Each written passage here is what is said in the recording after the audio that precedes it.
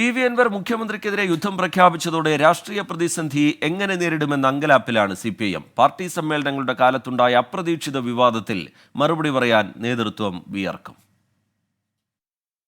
പല വിവാദങ്ങളുണ്ടായപ്പോഴും പി.വി. അൻവറിനെ ചേർത്ത് പിടിച്ച മുഖ്യമന്ത്രി പിണറായി വിജയനും CPIM-നും കനത്ത തിരിച്ചടിയാണ് ഇന്നലെ ഉണ്ടായത്.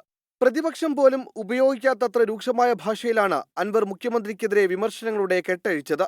മുഖ്യമന്ത്രി ആഭ്യന്തര വകുപ്പ് ഒഴിയണമെന്നും ഒരു റിയാസിന് വേണ്ടി ഉള്ളതല്ല പാർട്ടിയെന്നുമൊക്കെ ഇന്നലെ വരെ ഭരണപക്ഷത്തായിരുന്ന MLA തുറന്നടിച്ചത് CPIM നേതൃത്വത്തെ ഞെട്ടിച്ചു. പോലീസിനെതിരെ പി.വി. അൻവർ പോര് തുടങ്ങിയപ്പോൾ മൗനം പാലിക്കുകയായിരുന്നു പ്രധാന നേതാക്കളെല്ലാം. പിന്നെ പരസ്യ പ്രസ്താവനകൾ അവസാനിപ്പിക്കണമെന്ന് അഭ്യർത്ഥിച്ചു. എന്നിട്ടും പി.വി. അൻവർ അടങ്ങുന്നില്ല എന്നായപ്പോൾ പാർലമെന്ററി പാർട്ടി യോഗം വിളിച്ച് തിരുത്താമെന്നായിരുന്നു CPIM-ന്റെ കണക്കുകൂട്ടൽ.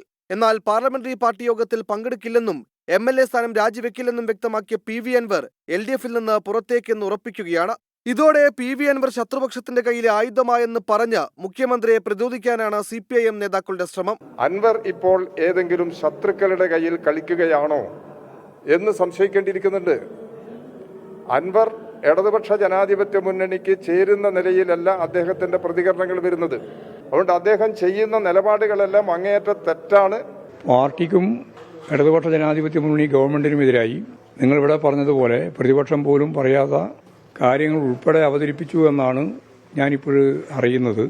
അതിൻ്റെ വിവരങ്ങളൊക്കെ പരിശോധിച്ച് ആവശ്യമായ നിലപാട് പാർട്ടി സ്വീകരിക്കും. CPIM-ൽ അഭിപ്രായ സ്വാതന്ത്ര്യമില്ലെന്നും പാർട്ടി സെക്രട്ടറി നിവൃത്തികേടിലാണെന്നും പറഞ്ഞ പി.വി. അൻവർ താൻ സാധാരണക്കാർക്കായാണ് പോരാടുന്നതെന്ന് തുടക്കം മുതലേ ആവർത്തിക്കുന്നു. സോഷ്യൽ മീഡിയയിലടക്കം ഒരു വിഭാഗത്തിൽ നിന്ന് ലഭിക്കുന്ന പിന്തുണ കൂടി ഉപയോഗപ്പെടുത്താനാണ് അൻവറിന്റെ ശ്രമം. ഇതിനെ മറികടക്കണമെങ്കിൽ ADGP MR അജിത് കുമാറിനെ ക്രമസമാധാന ചുമതലയിൽ നിന്ന് മാറ്റാത്തതിൽ ഉൾപ്പെടെ ശക്തമായ മറുപടി നൽകേണ്ടി വരും. ഡൽഹിയിൽ PB യോഗത്തിന് ശേഷം ഇന്ന് മാധ്യമങ്ങളെ കാണുമെന്ന് CPIM സംസ്ഥാന സെക്രട്ടറി MV ഗോവിന്ദൻ അറിയിച്ചിട്ടുണ്ട്. മുഖ്യമന്ത്രി പിണറായി വിജയൻ പി.വി. അൻവറിന് എന്ത് മറുപടി നൽകുമെന്നതും ആകാംക്ഷയോടെ കാത്തിരിക്കുകയാണ് രാഷ്ട്രീയ കേരളം. അജീഷ് ജയകുമാർ, 24, തിരുവനന്തപുരം.